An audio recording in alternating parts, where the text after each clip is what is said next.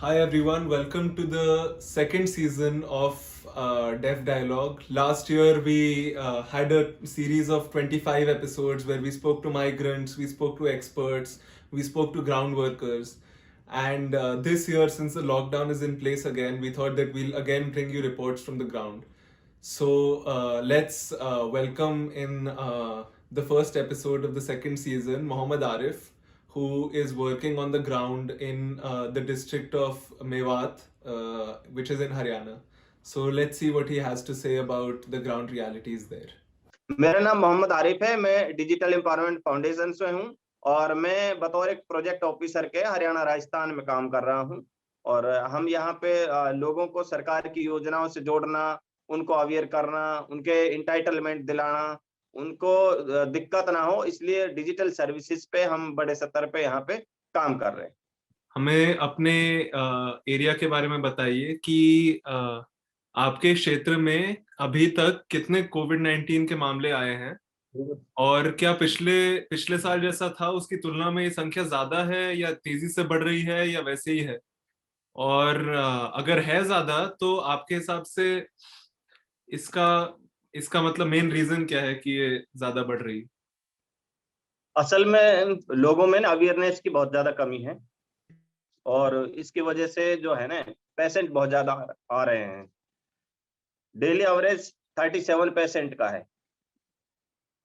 अभी तक 2186 पेशेंट आ चुके हैं, जो एवरेजन देखा जाए तो 37 पर डे के हिसाब से। और जिनमें से अगर डिस्चार्ज की बात की जाए तो 27 पेशेंट डेली डिस्चार्ज हो रहे हैं और उनमें से 1925 अब तक डिस्चार्ज हो चुके हैं। हमारे यहाँ डिस्ट्रिक्ट मेवात की अगर बात की जाए, जो यहाँ की सर्विलेंस यूनिट है नूहू की, उन्होंने अब तक 2,31,467 सैंपल कलेक्ट किए हैं और जिनमें से पॉजिटिव लोगों के जो कांटेक्ट में आए हैं वो 44,495 हैं, जिनमें एवरेज के हिसाब से देखा जाए तो 19,920 की एवरेज आती है। इसके साथ जो डेथ हुई है उसमें 2 की एवरेज आ रही है और 37 लोगों की अब तक डेथ हो चुकी है। होम आइसोलेट 35 हैं, 203 टोटल होम आइसोलेट है, 35 पर डे की एवरेज है। और इसमें पॉजिटिव अगर देखा जाए रेट जो है वो 1.91 है। रिकवरी का 88.06% रिकवरी रेट है और फैटिलिटी रेट जो है 1.69% फैटिलिटी रेट है। ये मेवात का है। मेवात मेडिकल कॉलेज जो यहाँ कोविड सेंटर बनाया हुआ है हरियाणा सरकार ने, गवर्नमेंट मेडिकल कॉलेज नूहू में। ये तो हो गया कि अभी वहाँ की कंडीशन क्या है, जी जी। लेकिन अब ये बताइए कि इस कंडीशन को मैनेज कैसे किया जा रहा है? मतलब कि जो लोकल अथॉरिटी है, सरकार है, वो क्या कर रही है वो करने के लिए, उसके प्रकोप को रोकने के लिए, उस सब के लिए क्या कर रही है? असल में डिस्ट्रिक्ट एडमिनिस्ट्रेशन के लगातार हम भी टच में हैं और कोविड से रिलेटेड जो भी एक जॉइंट एफर्ट हो सकते हैं उसमें हम भी उनको मदद कर रहे हैं अपने लेवल पे, चाहे वो 18 से 45 साल का जो है उसमें ये हो गया जो रजिस्ट्रेशन के लिए, ताकि उनको बाद में वैक्सीनेट किया जा सके। और इस टाइप से उनकी अवेयरनेस के लिए, और अब से पहले जो 50-60 प्लस एज के ग्रुप में जो एक टाइप से उनका भी जो वैक्सीनेशन हुआ था वो भी बड़े लेवल पे हुआ। उसमें भी डिजिटल एम्पावरमेंट फाउंडेशन की जो टीम है उन्होंने बड़े स्तर पर सहयोग किया हेल्थ डिपार्टमेंट का। लेकिन हालात ज्यादा अच्छे नहीं हैं। मेवात मेडिकल कॉलेज जो है वो एक कोविड सेंटर बनाया हुआ है, तो ये बहुत तेजी से यहाँ पे कोशिश तो कर रहे हैं, लेकिन संसाधनों के अभाव, वेंटिलेटर, ऑक्सीजन, बड़े लेवल पर ऑक्सीजन की बार बार दिक्कत आती है। सोशल मीडिया के माध्यम से भी साथी बता रहे हैं और अलग अलग फोन इन के माध्यम से कि हमें उपलब्ध करा दीजिए कहीं से ऑक्सीजन। इस टाइप की बहुत जरूरत है लोगों को। आपके कम्युनिटी के कौन से लोगों को सबसे ज्यादा मतलब किस पे सबसे ज्यादा प्रभाव आया है? तो ये अर्बन एरिया में ज्यादा इफेक्ट कर रहा है। रूरल एरिया में अब करने वाला है क्योंकि लोगों में अवेयरनेस नहीं है। उनमें अभी हम डिस्ट्रिक्ट एडमिनिस्ट्रेशन के साथ अपनी जो विंगर है हमारे पास, हम उसके माध्यम से लोगों को अवेयर करेंगे। लेकिन कोई जागरूकता वाला जो है वो कॉन्सेप्ट डिस्ट्रिक्ट एडमिनिस्ट्रेशन पब्लिक के बीच में उस लार्ज स्केल पे नहीं लेके जा रहा है जो होना चाहिए। इसके लिए डिजिटल एम्पावरमेंट फाउंडेशन की जो टीम है वो पूरे मेवात रीजन में बड़े स्तर पे कैंपेन पिछली बार भी किया था, अब की बार भी करेंगे। माइग्रेंट क्राइसिस के बारे में बताइए कि जैसे पिछले साल माइग्रेंट क्राइसिस होने लगी थी लॉकडाउन की वजह से, क्या इस साल भी लोग वापस लौट रहे हैं? आपको देखने में क्या मिल रहा है? कल तक अलग हालात थे। मेवात में या पूरा हरियाणा में 144 जो आईपीसी है उसके जो लॉकडाउन के हालात हैं वो नहीं थे। लेकिन आज लॉकडाउन हो चुका है, पूरे हरियाणा में आज से लॉकडाउन है। मारुति बहुत बड़ी कंपनी है, उन्होंने अपना काम बंद कर दिया है। तो ऐसे ही जितना भी जो इंडस्ट्रियल बेल्ट है हमारे मेवात का आसपास की, चाहे वो एमआई है, चाहे रिको है, चाहे रोजकामेव है या गुड़गांव की बेल्ट है, तो बड़े स्तर पे माइग्रेंट लेबर को इफेक्ट करेगा। पिछली बार बहुत से लोग पैदल जा रहे थे, आपने सब देखा कैंपी पे, और उनके पास कपड़े, पैसे और यहाँ तक कि चप्पल और खाने का तो छोड़ो, इंतजाम ही कुछ खास था ही नहीं। डिस्ट्रिक्ट एडमिनिस्ट्रेशन या गवर्नमेंट की तरफ से नॉन गवर्नमेंट ऑर्गेनाइजेशन ने उसमें भी बहुत बड़े स्तर पे सपोर्ट किया था। तो इस साल माइग्रेंट क्राइसिस उतना देखने को नहीं मिल रहा है अभी तक जितना पिछले साल दिखा था। बिल्कुल, ये सही बात है कि इस बार माइग्रेंट इतना नहीं दिख रहा है, लेकिन इफेक्ट ये बहुत बड़े लेवल पे करेगा, खासकर माइग्रेंट का।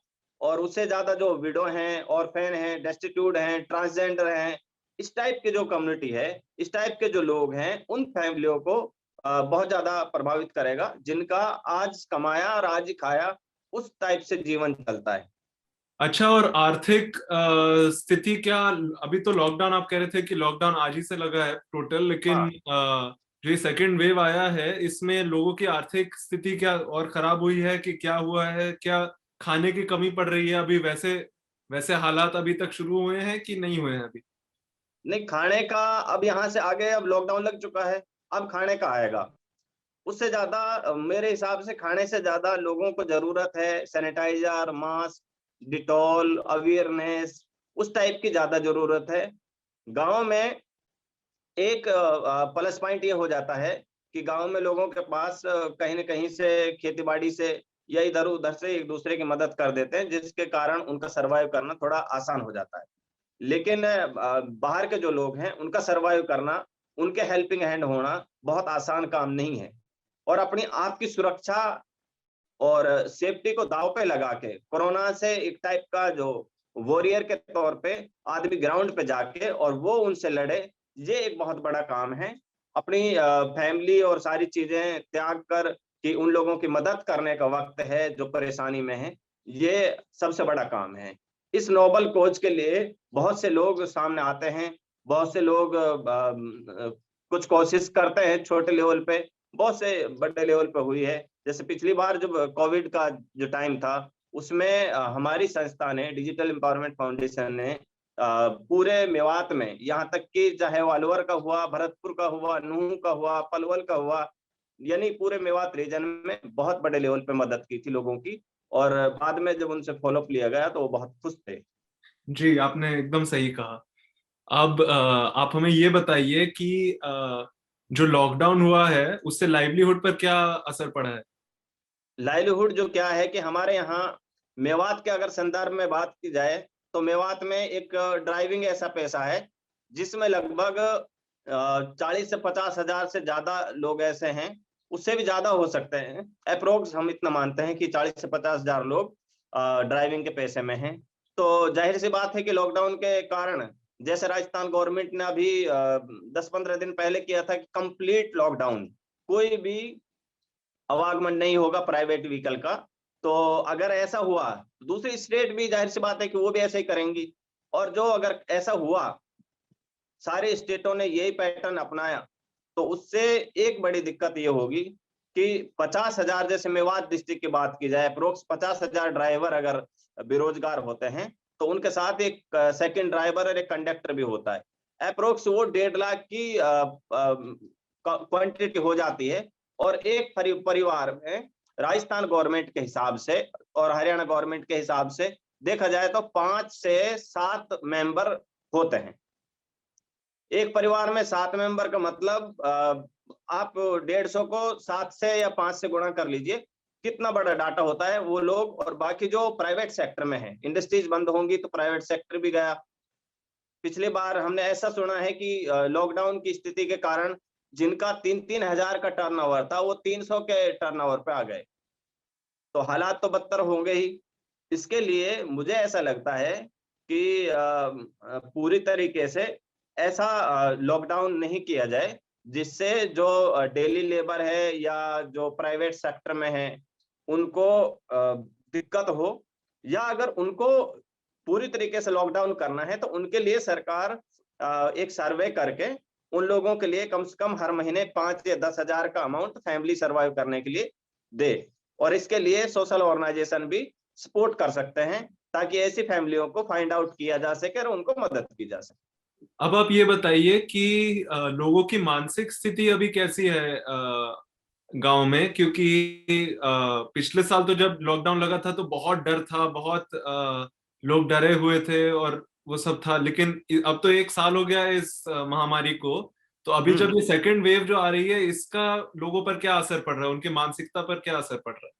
असल में मेवात थोड़ा अलग नजरिए से देख रहा है, पता नहीं क्यों।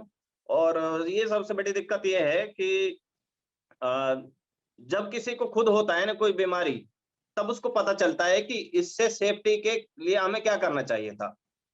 अभी मैं कुछ देर पहले बाजार से आया था, जो डिस्ट्रिक्ट हेडक्वार्टर है नूहू में। वहां पे बहुत ज्यादा भीड़ थी। गांव में अब सोच सकते हैं कि इसका क्या असर है। रूरल और अर्बन एरिया में जब हम विजिट करते हैं तो उसके बाद पता चलता है कि गांव में तो सब कुछ एक टाइम एक हिसाब से अगर देखा जाए तो वहां तो साफ है। यानी कहने का मतलब ये है कि कोई मास्क नहीं, कोई सैनिटाइजर नहीं, कोई सोशल डिस्टेंसिंग नहीं। और पूरे दिन हुक्के पे बैठ के बैठकों में क्रिकेट, ताश, उससे सब अपने टाइम पास करने में लगे हुए हैं। उनको कुछ नहीं लेना कोविड से। इसके इम्पोर्टेंस को, सेफ्टी को समझना जरूरी है कि हम कैसे इसको समझें और कैसे हम लोगों की सेफ्टी के लिए काम कर सकते हैं। तो लोगों में अवेयरनेस की एक बहुत बड़ी कमी है, और खासकर रूरल एरिया में। जी, तो अवेयरनेस फैलाना एक बहुत बड़ा काम है जो हमें करना पड़ेगा। जी। तो अवेयरनेस के लिए हमें सबसे पहले अपनी सेफ्टी और उसके बाद कम्युनिटी की सेफ्टी के लिए और उनके ज्यादा से ज्यादा रजिस्ट्रेशन हो, ज्यादा से ज्यादा वैक्सीनेशन हो। उनको सारी चीजें अगर वो हॉस्पिटल डर की वजह से या किसी और कारण से नहीं आ सकते तो ये बड़ी दिक्कत हो सकती है।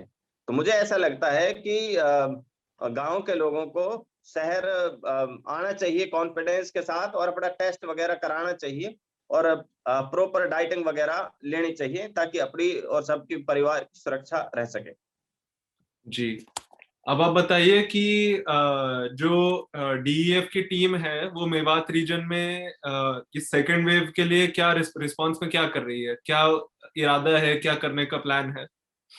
हमने जिला प्रशासन को रात लिखा है कि हमें अवेयरनेस के लिए और वैक्सीनेशन रजिस्ट्रेशन के लिए परमिशन की जरूरत है।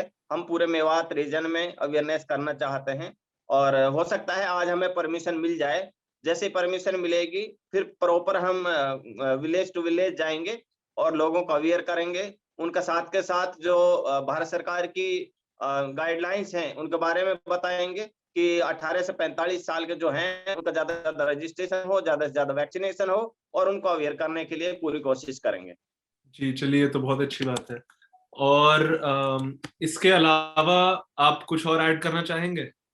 मुझे ऐसा लगता है कि ग्राउंड लेवल पे बड़े स्तर पे जो भी हेल्थ संबंधित ऑर्गेनाइजेशन हैं खासतौर से उनको और सोशल जो है ये ऑर्गेनाइजेशन है जो या सीएसआर है या हेल्थ मिनिस्ट्री है या हेल्थ से संबंधित और डिपार्टमेंट हैं, चाहे पब्लिक हेल्थ हुआ, हेल्थ डिपार्टमेंट हुआ, चाहे लंग फाउंडेशन ऑफ इंडिया हुआ या दूसरे डब्ल्यूएचओ का हुआ, या कोई जो भी ऑर्गेनाइजेशन है, उन सबको एक मंच पे आके एक दूसरे की सपोर्ट करना चाहिए। कहाँ कहाँ पे कौन क्या कर सकता है उसकी रिस्पॉन्सिबिलिटी शेयर करके और लोगों को ज्यादा से ज्यादा सुरक्षा के लिए प्रयत्न करने चाहिए। ठीक है, बहुत बहुत शुक्रिया आरिफ हमसे बात करने के लिए। मैं यही कहूंगा आपको कि आप लोग जो काम कर रहे हैं वो आप जारी रखिए, लोगों की मदद करिए, लेकिन उसके साथ साथ अपना भी ख्याल रखिए। हम कोशिश कर रहे हैं कि लोगों को ज्यादा से ज्यादा सुरक्षा प्रदान की जा सके अलग अलग स्तर पे, और वो अपने घर पे रहें और मास्क, सैनिटाइजर, डिटॉल और सोशल डिस्टेंसिंग सबका पालन करें, ताकि पूरा मेवात, पूरे इंडिया, पूरे दुनिया सुरक्षित रह सके।